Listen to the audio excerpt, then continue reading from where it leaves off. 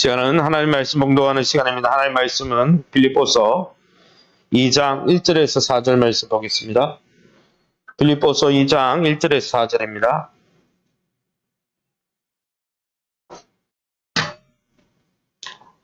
신약성경 319면에 나와 있습니다. 빌립보서 2장 1절에서 4절, 저와 여러분이 한 절씩 교독하겠습니다.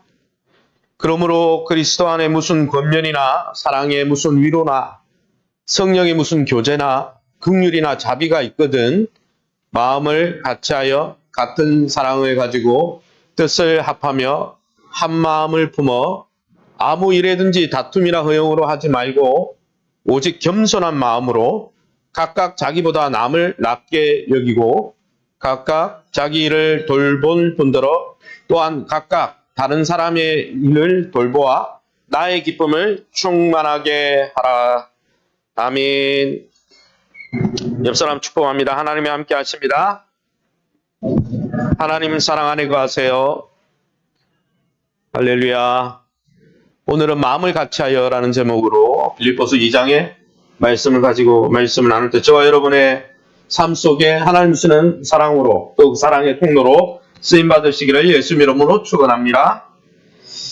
요즘 시대는 심지어 성도들까지도 자신만을 기쁘게 하는데 초점을 맞추고 사는 그런 시대인 것 같습니다.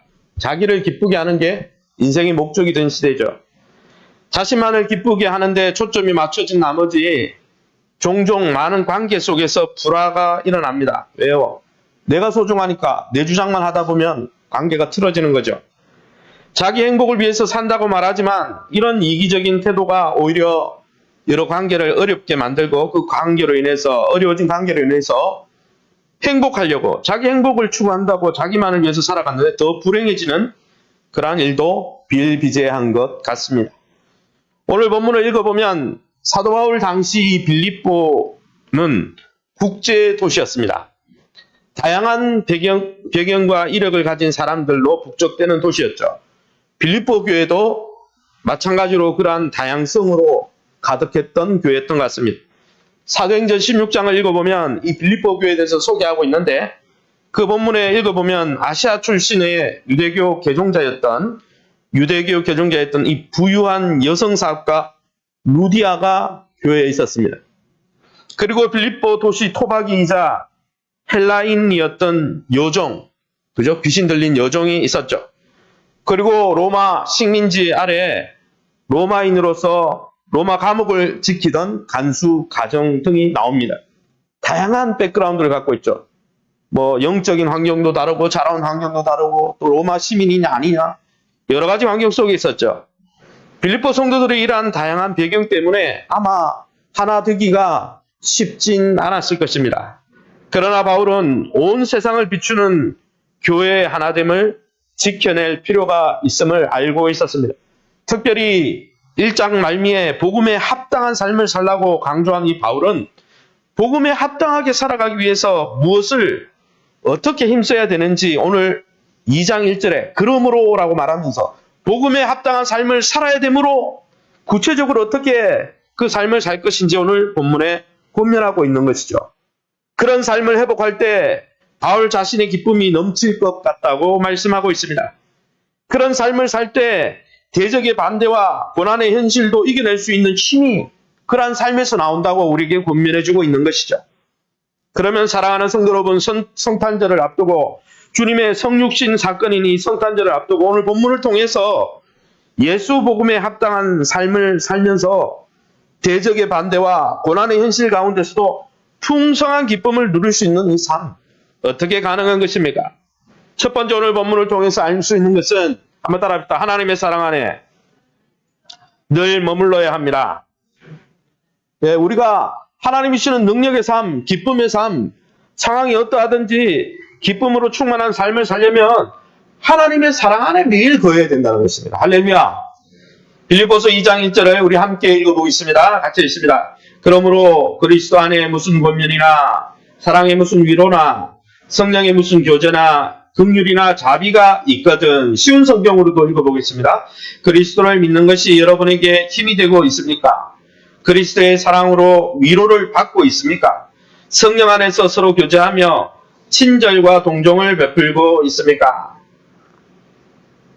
본문 1절에 보면 사도 바울은 이 복음에 합당한 삶을 살 수 있는 능력의 출처를 밝히고 있습니다. 그러므로 뭐뭇이 있거든 이렇게 살아라라고 했죠.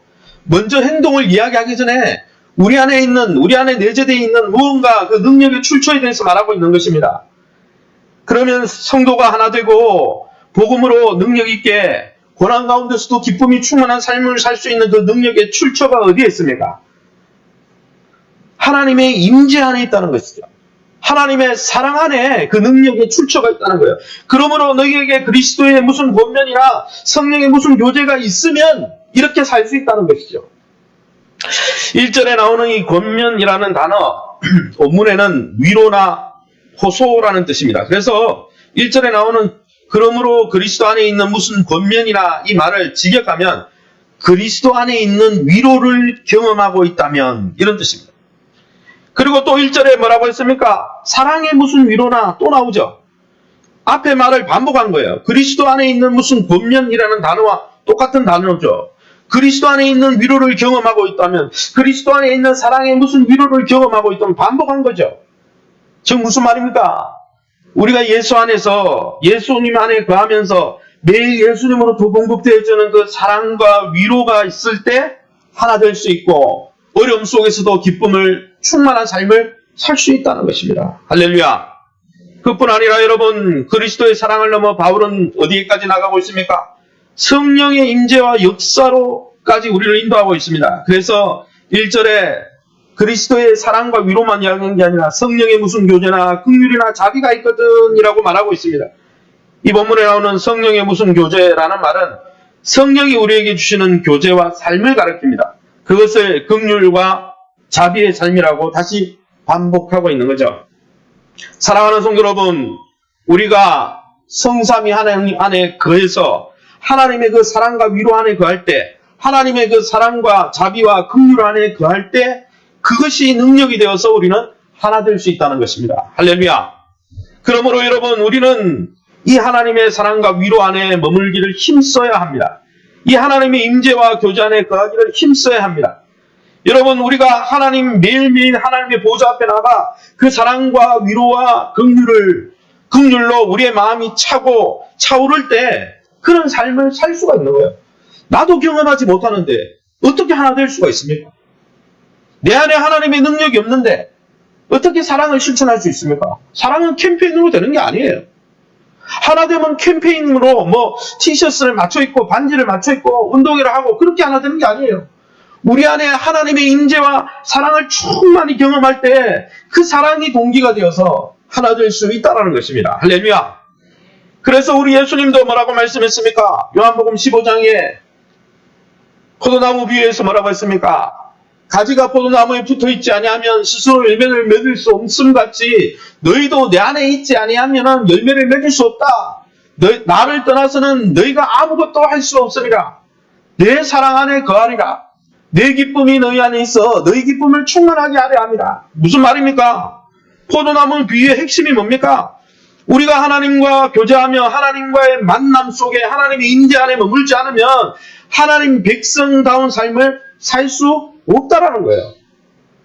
신앙의 시작도 예수님의 은혜로 시작하지만은 우리가 성화되어지고 신앙생활을 유지하는 것도 하나님의 임재 안에 거하지 않으면 살 수 없다는 거예요. 하나님의 임재 안에 거하지 않으면 어떤 열매요? 10절에 보니까 뭐라고 돼 있어요?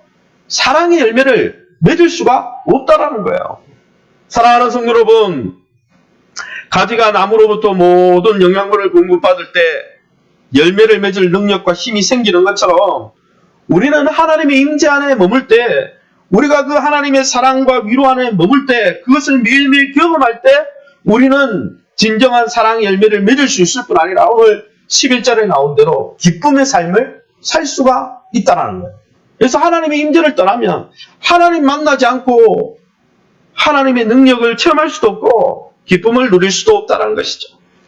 사랑하는 성도 여러분, 저와 여러분은 매일 하나님의 임재와 사랑 안에 머물고 있습니까? 세례교인이 됐느냐? 직분이 무엇이냐? 그거하고는 별개입니다. 하나님을 만나고 교제하는 데 시간을 투자하고 있습니까? 우리가 일대일 양육 풍성한 삶의 첫걸음을 왜 했습니까? 10. 매일매일 아침, 점심, 저녁 다니엘의 3번 기도처럼 하나님을 만나자는 거예요. 하나님의 임재 안에 머물자는 거죠. 하나님의 임재 안에 말씀과 기도로 성령 안에 머물며 하나님 만나면서 하나님이 주는 사랑과 위로로 우리의 가슴을, 우리의 인생을 채워보자는 거죠. 그렇지 않으면 성도의 삶을 살 수 없어요. 여러분, 하나님 사랑 안에 거할 때, 하나님 안에 갈 때 우리의 마음이 그 사랑과 위로로 긍휼로 채워지는 거예요. 하나님과 교제하면서 그 사랑으로 인해서 하나님이 우리의 연약함과 허물을 덮어주시고 우리 자신을 수용해 주는 것을 느낄 때 나도 내 자신을 수용할 수 있는 거예요. 많은 사람들이 의외로 자기 자신을 수용하지 못합니다. 자기의 잘난 모습은 자랑하지만 자기의 허물지고 연약하고 무너지고 쓰러져 있는 모습을 수용하지 못해요. 그래서 어떻게 합니까? 딴 사람이 넘어진 모습을 수용할 수 없는 거예요. 저도 그래요.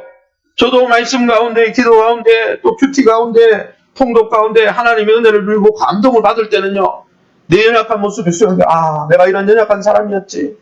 그럼에도 불구하고 하나님의 은혜가 있구나. 이게 수용되어지면은 딴 사람을 볼 때도 긍휼히 여기는 마음이 생기더라고. 나도 이런데 저 사람도 연약하지 않을까. 수용이 되는 거죠. 그러나 여러분, 그 은혜와 그 사랑과 그 임재 안에 거하지 않으면 나의 육신적인 자아가, 나의 자기중심적인 생각이 막 떠올라가지고 옛날로 돌아가는 거예요. 저 사람 왜 저렇게 행동하지? 저 사람이 나를 무시하는가? 그러기에 사랑하는 성도 여러분, 우리가 하나님의 사랑 안에 거하면서 하나님의 그 아가페 사랑 가운데 우리의 연약함과 우리의 허물까지 수용해 주시는 그 하나님의 사랑을 경험하면서 우리 자신을 수용하고 우리 자신을 수용할 때 그러한 마음이 넓어질 때 간장 종지와 같은 마음이 하나님의 사랑과 임재 안에서 바다 같은 넓은 마음으로 변화되어질 때 다른 사람, 아, 나도 이렇게 실수를 하는구나. 그런데 하나님이 나를 이렇게 수용해 주시네. 그 사랑을 경험하면 딴 사람의 연약함이 드러날 때 지적하고 꼬집고 평가하는 게 아니고 그 사람을 수용하게 돼 있어요. 그럴 때 하나 되는 거죠. 그러기에 사랑하는 성도 여러분, 하나님의 임재 앞에 매일 나가시기 바랍니다. 하나님 안에 매일 머무시기 바랍니다. 말씀과 기도로 하나님을 매일 만나시기 바랍니다. 그렇게 만나가지고 하나님의 사랑으로 나를 채우지 않으면 하나님의 백성답게 절대 살 수 없습니다. 10년 전에 목사님 부흥집회에서 은혜 받았는데 10년 전의 은혜로 어떻게 살아요? 목사님 지난주에 은혜 받았는데 이번 주에는 하나님 못 만났습니다. 그러면 또 옛날에 안 좋았던 모습이 작동하는 거예요. 여러분, 곳간에서 인심 난다고 하잖아요. 하나님의 사랑을 많이 먹고 하나님의 사랑과 위로를 많이 경험한 사람이 그 사랑을 베풀 수 있는 거예요. 그러기에 사랑하는 성도 여러분, 날마다 주의 보호자와 임재 앞에 머물면서 이미 우리에게 부어주시는 그리스도의 사랑과 위로와 성령의 긍휼과 자비로 날마다 우리 자신을 채우고 우리 자신을 수용하면서 그 넉넉한 사랑으로 주변을 바라볼 수 있기를 예수님 이름으로 축원합니다. 그래서 여러분, 필연적으로 매일매일 하나님을 만나야 됩니다. 풍성한 삶의 첫걸음 끝났고 10 끝났으니까 이제 끝이다. 끝이 아니에요. 제가 방법 알려준 것뿐이에요. 매일매일 나가셔야 됩니다. 그러면 여러분, 우리가 하나님의 임재 안에 거하면서 하나님의 그 아가페 사랑을 경험하고 난 다음에 우리가 복음에 합당한 삶, 하나됨을 위해서 어떻게 해야 됩니까? 두 번째는 한번 따라합시다. 우리의 마음과 생각을 새롭게 해야 합니다. 우리가 하나님의 복음에 합당한 삶, 하나님의 백성다운 삶, 하나 되는 삶을 살기 전에, 행동하기 전에 먼저 우리의 마음과 생각을 새롭게 해야 된다는 거예요. 뭐 상담에서는 인지 치료라고 하죠. 내면에 우리의 무의식 가운데 우리도 알지 못하는 사이에 우리의 내면을 꽉 장악하고 있는 그런 세계관과 잘못된 옳은 생각을 인지하고 파악하고 그런 마음을 새롭게 할 때 우리가 우리의 삶을 그렇게 살 수 있는 거예요.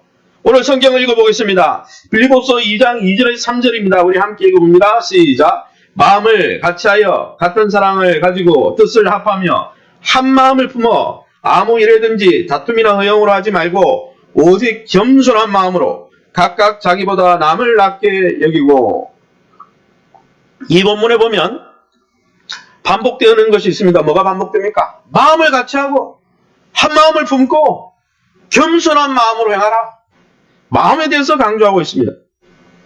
사실 이 사도 바울이 복음에 합당한 삶을 살라 이렇게 말하고 나서 성도와 교회의 하나됨을 강조하면서 그 능력의 출처를 너희 안에 하나님의 능력이 있으니까 너희가 하나님의 임재 앞에 나가 하나님의 사랑과 은혜로 매일매일 그것을 경험하면서 흘려보내라. 그게 능력의 출처다. 그렇게 말하고 나서 그러면 그런 삶을 살기 위해서 무엇부터 도전해야 되느냐? 행동부터 해야 되느냐? 캠페인을 벌여야 되느냐? 내 습관을 바꿔야 되느냐? 그런 이야기 하지 않았어요. 생각과 마음을 점검하라는 거죠. 여러분 언제 교회와 성도와 하나 될 수 있습니까? 마음이 새로워질 때 가능한 거예요. 할렐루야. 영적으로 하나 되려면 우선 우리의 내면이 새로워져야 된다는 것입니다. 2절과 3절에 사도 바울은 이 마음을 계속 강조하고 있죠. 마음을 같이 하고 한 마음을 품고 오직 겸손한 마음으로 마음을 강조하고 있습니다. 행동보다 마음을 강조하고 있습니다. 그런데 이런 바울의 강조는 2절, 3절에만 계속되는 게 아니라 2장 1절에서 16절까지 계속 이 마음에 대해서 이야기합니다. 1절에서 4절에는 성도의 마음이 어떻게 되냐, 성도가 어떤 마음을 가져야 되느냐 이런 이야기 하다가 5절에서 11절로 넘어가면 그리스도 예수의 마음은 어떤 마음이었냐 이야기하고 있는 거예요. 계속 행동을 이야기하지 않고 마음에 대해서 이야기하고 있어요. 그리고 그 이야기 다 한 다음에 마음에 대한 이야기를 다 한 다음에 12절에 가서야 드디어 신자가 어떻게 행동해야 되는지를 말하고 있습니다. 무슨 말이냐? 행동을 말하기 전에 행위를 말하기 전에 신자의 마음에 대해서 사도 바울이 이렇게 먼저 강조하고 있는 것은 우리의 마음과 생각이 바뀌지 않으면 행동은 바뀌지 않습니다. 사람의 마음과 생각이 삶을 바꾸는 거예요. 생각이 안 바뀌었는데 행동이 바뀐다? 잠시 바뀐 척하는 거죠. 그러면 사도 바울이 언급한 마음을 새롭게 하라 그러는데 이 마음이 구체적으로 무엇을 의미하는 겁니까? 마음이라 그러면 좀 모호해요. 그죠? 실체도 없는 것 같고 느껴지는데 이 마음이 모호한 이유는 마음이라는 이 단어 안에 생각, 감정, 여러 요소가 포함되어 있기 때문이죠. 그런데 오늘 본문에 나오는 빌립보서 2장에 나오는 이 마음, 프로네오라는 이 헬라어는 이 감정이나 이런 이야기를 하는 게 아니고 이 마음은 한번 따라합니다. 생각이라는 뜻입니다. 그래서 2절에 마음을 같이하여 한 마음을 품어 이 표현은 동일한 것을 생각함으로 이런 뜻입니다. 그리고 3절에 겸손한 마음이라는 뜻은 겸손한 생각으로 이런 뜻입니다. 즉 우리는 우리의 마음, 우리의 생각을 매번 새롭게 해야 합니다. 그런데 이런 빌립보서에서 생각에 대한 중요성을 이야기하는 사도 바울은 다른 서신서에도 이 마음과 생각의 중요성에 대해서 말씀하고 있습니다. 왜냐하면 우리 생각이 안 바뀌면 행동도 삶도 바뀌지 않기 때문입니다. 로마서 12장 1, 2절입니다. 제가 한번 읽어보겠습니다. 너희 몸을 하나님이 기뻐하시는 거룩한 산 제물로 드리라. 어떻게 우리의 삶이 하나님을 예배하는 삶으로 변화될 수 있습니까? 2절에 그 해법을 이야기하죠. 오직 마음을 새롭게 함으로 변화를 받아라. 그러면 하나님이 선하고 기뻐하고 온전한 뜻이 분별하게 된다. 이렇게 말하고 있는 거죠. 그래서 마음을 새롭게 함으로 변화를 받아야 우리가 하나님이 기뻐하는 예배적 삶을 살 수 있다는 거예요. 사랑하는 성도 여러분, 우리는 이 세상을 살면서 매 순간 우리의 내면 생각을 새롭게 해야 합니다. 왜냐하면 우리의 내면은 늘 세상이 주는 오염된 생각으로 가득 채워지기가 쉽기 때문에요.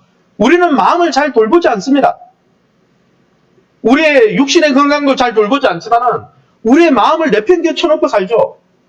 마음이 어떻든지 눈앞에 보이는 돈이 중요하니까, 눈앞에 보이는 문제가 중요하니까 보이지 않는 마음 따위는 신경 안 쓰죠. 그래서 그 마음에 세상이 주는 온갖 오염된 생각이 그 마음에 생각이 가득 차 있다는 거예요. 그러면 구체적으로 세상이 심어주는 부정적이고 오염된 마음은 어떤 마음이 있습니까? 오늘 성경 여러분 2장 몇 절입니까? 2장 3절에 보면 그 오염된 마음에 대해서 이야기합니다. 아무 일에든지 다툼과 허용으로 하지 말고, 여러분 우리가 무방비로 이 마음을 관리하지 않고 생각을 관리하지 않고 방치해 놓으면 세상이 주는 다툼과 허용의 마음으로 가득 찬다는 거예요. 우리가 살아가는 세상은 이 다툼과 허용으로 우리를 살도록 강요하고 있다는 것입니다. 그러면 여러분, 이 다툼과 허용이 무슨 뜻입니까? 다툼이라는 뜻은 이런 뜻입니다. 한번 따라합니다. 비열한, 이기주의, 자기중심주의. 다툼이란 원문의 뜻이 비열한 우리의 본성으로서 이기심과 자기중심주의. 세상에 내가 제일 중요하다는 거예요. 얼마나 여러분 요즘 시대가 자기중심적입니다. 자기 인권만 중요한 거죠. 여러분, 세상에는 자기에게 이익만 된다면 주변 사람, 부모도 생각하지 않습니다. 요즘 시대는 배려하지 않습니다. 오직 나만이 중요하죠. 그리고 밟고 올라가는 늘 경쟁적인 사고 속에 살아갑니다. 이게 바로 다툼이라는 뜻입니다. 그런 생각으로 꽉 차 있습니다. 온갖 매스컴에서 온갖 여러 가지 이 문화를 통해서 계속 다툼의 영을, 계속 다툼의 생각을 부어주거든요. 게다가 허영이라는 뜻은 무엇입니까? 허영은 한번 따라할까요? 자신이 대단한 존재라도 되는 듯 착각하며 자랑하고 교만한 마음, 자기가 세상에 제일 중요한 존재인지 착각하면서, 그래서 허영이라는 단어에 착각, 자랑, 교만이라는 뜻이 다 있습니다. 자기가 뭐 세상에 굉장한 존재가 된 것처럼 착각하면서 자기를 자랑하는 그런 교만한 마음이 허영이래요. 헛된 영광. 그런 세계관을 얼마나 많이 주입받고 있습니까? 네가 최고야, 네가 최고야. 너를 드러내라. 그런데 여러분, 이러한 다툼과 허영의 모습이 세상 사람들에게 있느냐? 아니에요. 교인들 안에 있어요. 로마에 갇혀있던 바울이 직접 경험했습니다. 왜냐하면 로마에서 자기의 복음을 듣고 복음의 동력자였던 로마 교회 교인들에게도 나타났던 안 좋은 모습이 이 다툼의 모습이 아니었습니까? 그래서 빌립보서 1장 16, 17절에 이미 이 단어를 썼어요. 뭐라고 되어 있습니까? 제가 읽어보겠습니다. 이들은 내가 복음을 변증하기 위하여 세우심을 받은 줄 알고 사랑으로 하나, 사랑으로 복음 사역을 도왔던 로마 교인들이 있었죠. 그런데 17절에 뭐라고 합니까? 그들은, 그런 사람도 있지만 그들은 나의 매임에 괴로움을 더하게 할 줄로 생각하여 순수하지 못하게 다툼으로, 극단적인 자기중심적인 이기적인 마음으로 그리스도를 전파하면서 사도 바울이 어떤 고통을 받든지 말든지 다른 사람, 사도 바울도 생각하지 않고 배려하지 않았다는 거죠. 다툼으로 일했다는 거예요. 그들이 누굽니까? 복음을 전하던 사람들. 그러기에 여러분, 우리가 마음을 잘 관리하지 않으면 내가 직분이 어떻고 사역을 오래 했고 그거 상관없어요. 우리의 내면 세계와 우리의 생각에 다툼과 허영의 마음으로 가득 차면 그렇게 움직이는 거예요. 이처럼 우리가 살아가는 세상은 늘 자기중심적입니다. 자기중심적인 게 죄 아닙니까? 내가 세상의 중심이 될 때 만족합니다. 그런 과정에서 자신을 드러내고 자랑하고 자기만이 굉장한 존재라고 착각하며 사는 거죠. 이것이 세상이 부어주는, 늘 부어주는 세계관과 가치관과 생각입니다. 그리고 세상은 그렇게 자기중심적으로 살며 헛된 영광 속에 자기가 최고인 양 자랑하며 살 때 기쁨과 행복이 올 거라고 세뇌시키고 있어요, 우리를. 그런 세상을 우리는 살아가고 있습니다. 그래서 우리는 매일 마음과 생각을 하나님의 임재 앞에 나아가 주님의 말씀과 기도 가운데 우리 마음을 내려다보지 않으면, 점검하지 않으면 우리는 거기에 농락당하는 거예요. 그런데 여러분, 이런 다툼과 허영의 생각이 우리 마음에 가득 채워질 때 하나 될 수 있겠습니까? 내가 최고다. 내가 제일 소중하다. 절대 하나 될 수 없습니다. 절대 좋은 관계에서 오는 기쁨과 화평을 누릴 수가 없는 거예요. 그러기에 사랑하는 성도 여러분, 우리의 마음과 생각을 늘 하나님의 임재 앞에, 말씀 앞에, 기도 앞에 나아가 매일매일 점검하면서 새롭게 하시기를 예수님 이름으로 축원합니다. 그때 좋은 관계에서 오는 행복과 기쁨을 누릴 수 있는 거예요.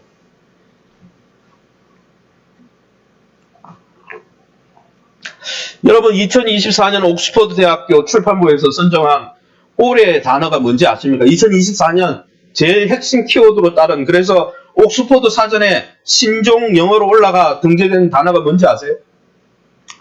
brain rot. brain은 뇌라는 뜻이고 rot는 썩다라는 뜻이에요. 뇌썩음. 이 단어가 2024년 대표 신종어로 옥스퍼드 사전에 올라가 있습니다. 검색해 보시면 압니다. 옥스퍼드 이 사전에 브레인 랏, 뇌썩음, 이게 무슨 뜻이냐? 그 사전을 찾아보면 이렇게 되어 있습니다. 사소하거나 도전적이지 않은 것으로 간주되는 온라인 콘텐츠 등의 과도한 소비로 인해서 온라인 콘텐츠를 너무 유튜브나 여러 가지에 많이 노출돼가지고 그걸 너무 많이 보는 바람에 사람의 정신적 또는 지적 상태가 악화되는 것으로 추정되는 상태.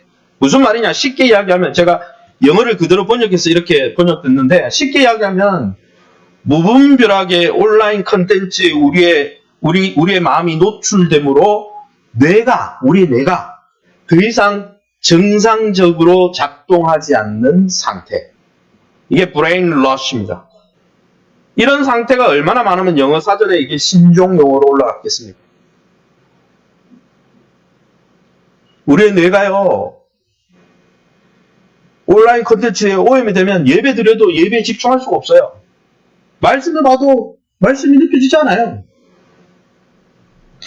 목사님 갑자기 마음을 새롭게 이야기하다가 왜 뇌 이야기는 왜 꺼냈습니까? 뇌썩음에 대해서는 왜 이야기했습니까?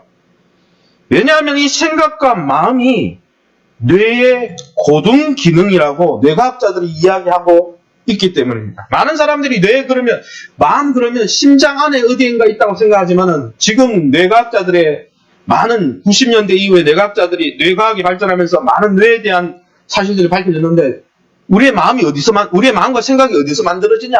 뇌에서 만들어진다는 거예요. 뇌에서. 우리 뇌가 많은 정보를 수집하고 보관하고 처리하면서 그 정보를 수집, 보관, 처리하면서 마음과 생각을 만들어낸다고 해요. 그래서 뇌과학자들의 정의에 따르면 마음은 정보를 수집, 보관, 처리하는 뇌의 고등 기능이다. 그래서 뇌가 썩어서 뇌가 마비되면 생각이 오염되는 거예요.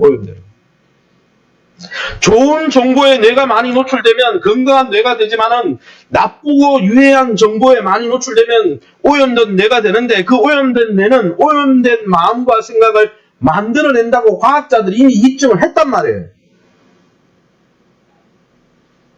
심지어 무슨 이야기를 하냐면 뇌과학자들의 연구에 따르면 우리가 무엇을 보고 무엇을 생각하느냐에 따라서 뇌신경세포 안에 시냅스라는 곳이 있습니다. 그 뇌신경세포가 신경회로를 바꾼대요. 심지어 마음과 생각, 우리는 마음 생각을 오면 실체가 없다, 모호하다 이렇게 생각하지만은 우리가 어떤 생각을 하거나 마음을 가지면 뇌 속에서 전기가 발생한답니다. 전기적 실체가 돼서 우리가 마음이나 생각을 하면 뇌 속에서 백열 전구를 밝힐 정도의 전기가 발생해서 흐르는데 그 전기 자극이 우리의 DNA까지 바꾼대요.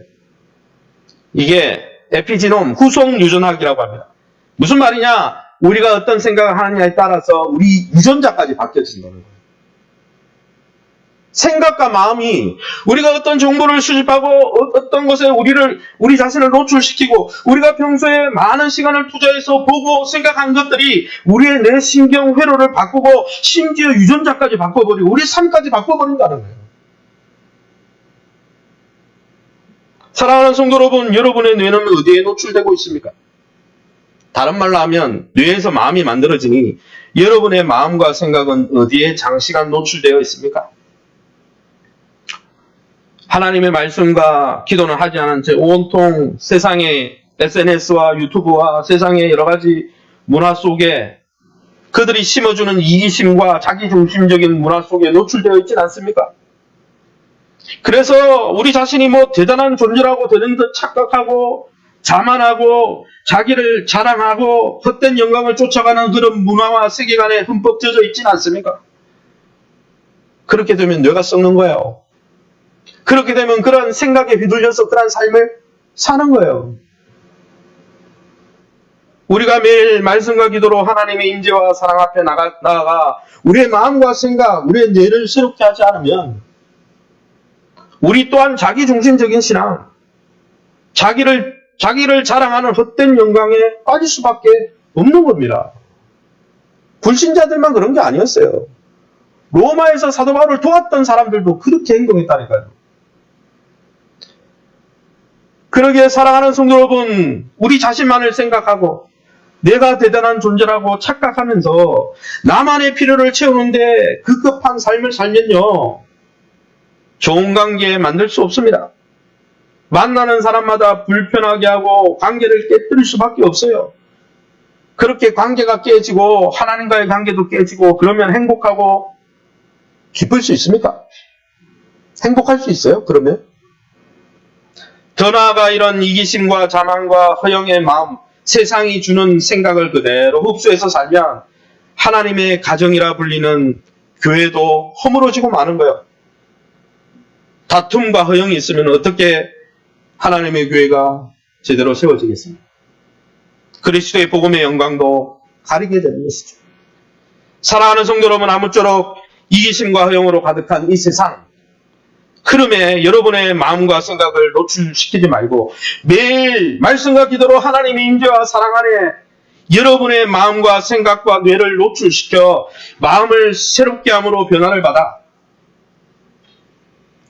참 화평과 기쁨의 삶을 누리고 복음의 영광을 드러내는 삶을 사시기를 예수님 이름으로 축원합니다.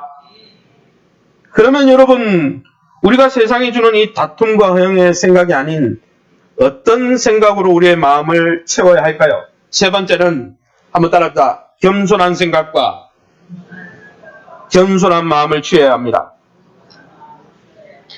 빌립보서 2장 3절 4절입니다. 우리 함께 읽어보겠습니다. 있습니다. 시작. 아무 일에든지 다툼이나 허영으로 하지 말고 오직 겸손한 마음으로 각각 자기보다 남을 낫게 여기고 각각 자기 일을 돌볼 뿐더러 또한 각각 다른 사람의 일을 돌보아 나의 기쁨을 충만하게 하라.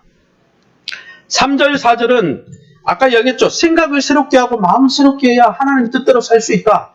그 능력의 실체는 하나님 인지 앞에 나가야 된다. 하나님 인지 앞에 우리의 마음과 뇌를 매일 노출시키고 하나님이 주시는 그 놀라운 능력으로 채워야 된다. 그렇게 이야기하고 나서는 그러면 생각을 변화시켜야 된다고 했는데 그러면 어떻게 변화시킬 건가를 3절 4절에서 부연 설명하고 있습니다. 비열한 자기중심성, 경쟁심, 이런 다툼의 영이나 헛된 영광을 구하지 않고 어떻게 우리의 마음과 생각을 관리해야 하나님 뜻에 합한 삶을 살 수 있습니까? 오늘 본문을 읽어보면 다툼과 허영 대신 우리의 마음을 겸손의 생각으로 채우라라고 말씀하고 있습니다. 그러면 겸손의 마음, 겸손의 생각이란 어떤 것입니까? 원문을 찾아보니까 겸손이 무슨 뜻이냐 봤더니 한번 따라합니다. 마음이 낮은 상태. 무슨 말입니까?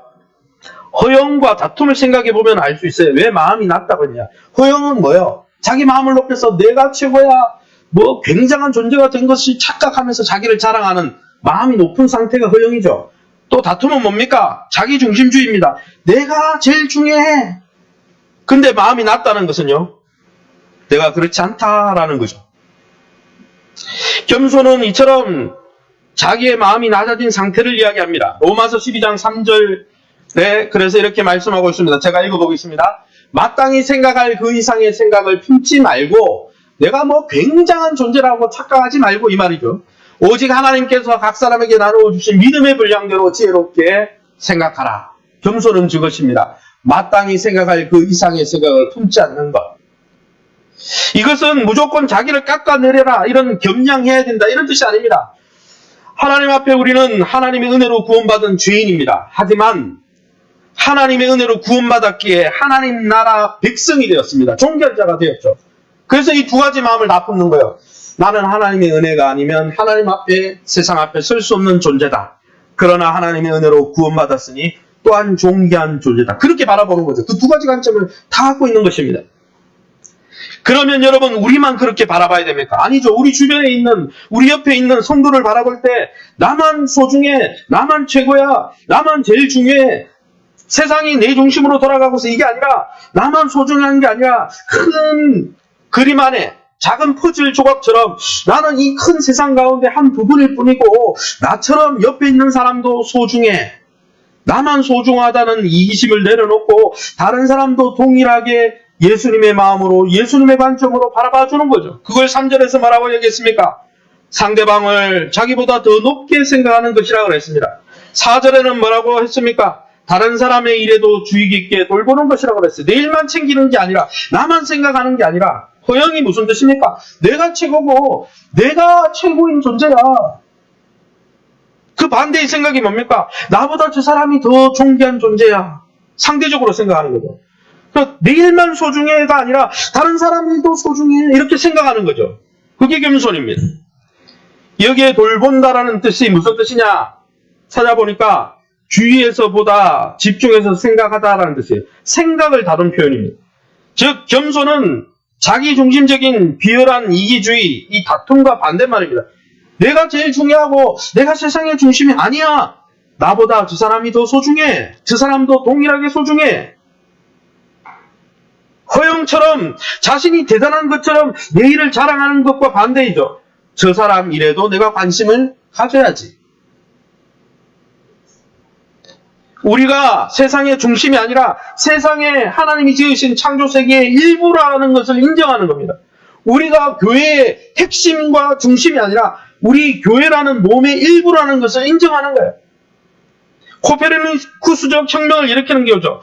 예전에는 내가 중심이 될 때는 내가 소중했고 내 일이 소중했고 내 일이 전부였고 내가 세상의 중심이고 모든 것이었지만은 그죠? 지구가 중심이라고 생각했잖아요. 그러나 하나님이 중심이 되고 나서 보니 하나님이 지으신 세상과 하나님이 지으신 교회에 나는 한 부분, 일부구나. 그리고 그런 관계 속에 내가 있구나. 이걸 인정하고 그 관계를 하나님과의 관계뿐 아니라 이웃과의 관계를 인정하는 게 겸손이라는 것이죠. 그렇게 다른 사람의 일을 생각하고 그러한 큰 하나님의 나라의 일부가 되었다는 것을 인정하고 살 때 다툼과 허영에서 벗어날 수 있는 것입니다. 그래서 사도 바울은 로마서 15장에 2절 3절에 이렇게 말하고 있죠. 우리 각 사람이 이웃을 기쁘게 하되 나 자신만을 기쁘게 하는 삶을 버리고 이웃을 기쁘게 하되 선을 이루고 덕을 세우도록 할지니라. 그리스도께서도 예수님도 자기를 기쁘게 하지 않았다 라고 말씀하고 있는 것입니다. 예수님이 자기만을 위해서 기쁘게 했다면 어떻게 말구이에 나시고 어떻게 십자가를 지셨겠습니까? 우리가 성탄절에 그 하나님의 사랑에 대해서 묵상하잖아요.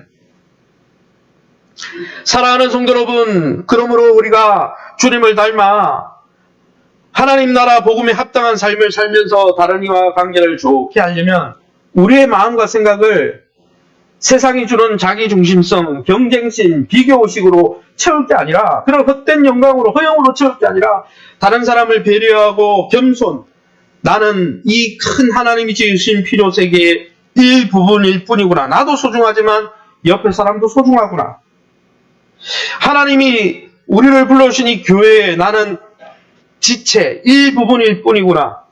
주님의 몸과 함께 내가 소중한 것이구나. 이렇게 인정할 때 진짜 기쁨이 있고 진짜 화평이 있고 좋은 관계가 유지되고 그런 관계에서 여러분 참 기쁨을 누릴 수 있는 거예요. 그렇게 교회가 하나 되어서 기뻐할 때 세상 밖에서 어떤 대적이 와도 승리할 수가 있는 거죠. 할렐루야. 이기심은 교회를 허물지만 진정한 겸손은 교회를 세울 수 있는 것입니다. 사도 바울은 그래서 일찍이 빌립보서 1장 10절에 빌립보 교회를 위해서 어떻게 기도했으며 이렇게 기도했습니다. 우리가 함께 읽어봅니다. 시작. 여러분을 위해 기도합니다. 여러분의 사랑이 나날이 커지고 그 사랑으로 더 풍성한 지식과 통찰력을 갖게 되기를 기도합니다. 아멘. 사도 바울은 그래서 빌립보 교회를 위해서 기도할 때 하나님 사랑으로 연결되게 하시고 사랑 안에서 겸손하게 하셔서 전체 속에서 이 풍성한 하나님의 몸된 이 교회 안에서 이들이 하나 되게 하여 주십시오. 그렇게 기도한 거죠. 이제 말씀을 정리할까 합니다. 사랑하는 성도 여러분, 세상과 소통할 수 있는 언어로 복음을 전달하려면 세상이 말하는 다툼과 허영에 가득 찬 행복이 아니라 세상적인 행복이 아니라 그리스도인의 참된 기쁨이 흘러가 닿아야 하는 것입니다. 감옥에서조차 예수님을 인해 기뻐했던 바울의 기쁨이 우리의 삶에는 경험되고 있습니까? 우리 공동체 안에는 정말 진정한 기쁨과 화평이 넘치고 있습니까? 그게 경험되고 있습니까? 사도 바울은 빌립보 교회의 상황이 개선되기를 원하면서 자기 기쁨을 충만하게 해달라 명령하고 있습니다. 빌립보서 2장 4절에 다른 사람이 하는 일에도 관심을 가져 내 마음의 기쁨이 넘치게 해 주십시오. 다른 사람을 위해서 겸손히 나누고 그 사람과의 관계를 인정하고 사는 것이 진짜 사도 바울의 기쁨이라는 거죠. 사랑하는 성도 여러분, 건강하고 충만한 신앙생활은 예수님과 복음에 붙들릴 때뿐 아니라 예수님께 붙들리고 복음에 붙들릴 때 건강한 삶, 충만한 신앙생활을 할 수 있지만 거기서 더 나가야 된다는 거예요. 서로에게 사랑으로 매일 때 진짜 기쁨이 있다는 것입니다. 할렐루야. 혼자는 가뿐하지만 충만할 수 없습니다. 같은 생각과 같은 마음으로 지체를 돌아볼 때 서로의 존재 이유를 발견할 수 있는 거죠. 선교 나가면 여러분 내가 왜 이 땅에 와 있고 하나님이 어떤 목적으로 나를 이렇게 보내셨구나 이런 걸 깨닫게 되잖아요. 다른 사람 섬기다 보면. 빌립보 1장 말미에 언급된 것처럼 외부로부터 복음을 사수하는 것도 중요합니다. 그러나 그 복음의 은혜를 공동체 안에서 함께 누리면서 하나 되어서 서로를 용납하고 수용하는 것을 우리가 먼저 그 복음을 교회 안에서 경험하는 게 더 중요한 거예요. 대적은 교회 밖에만 있는 것이 아닙니다. 교회 안에도 있습니다. 다툼과 허영의 영으로 그러한 생각으로 서로를 이간질하고 교회 안에서 복음의 영광, 그리스도의 사랑 안에서 서로 수용하는 것에 반대되는 세계관과 가치관을 갖고 있을 때 그게 여러분 복음의 대적인 거예요. 바울은 빌립보 성도들을 생각하면서 기뻐했지만은 성교에 도와줬기 때문에 그러나 기쁨이 충만한 상태는 아니었습니다. 왜냐하면 그 빌립보 교회가 다투고 분쟁하고 있었거든요. 그렇게 사랑하는 성도 여러분, 남보다 높아지는 것이 행복이라고 말하는, 그래서 내가 소중하다고 말하는 다툼과 허영의 영을 우리에게 부어주는 이 세상 나라 가운데 살면서 하나님의 백성으로서 그런 세상의 영에 우리의 생각과 마음을 들이지 말고 그리스도의 보좌 앞에 나아가 하나님의 사랑 앞에 나아가 하나님이 우리의 허물을 덮어주시는 그 사랑을 경험하면서 나도 소중하지만 내 주변에 있는 사람도 소중하구나. 그 사람의 가치를 알아주고 그 사람과 한 몸으로 연결되어서 사랑을 주고받으면서 하나님이 주시는 복음에 합당한 기쁨과 삶을 누리시기를 예수님 이름으로 축원합니다.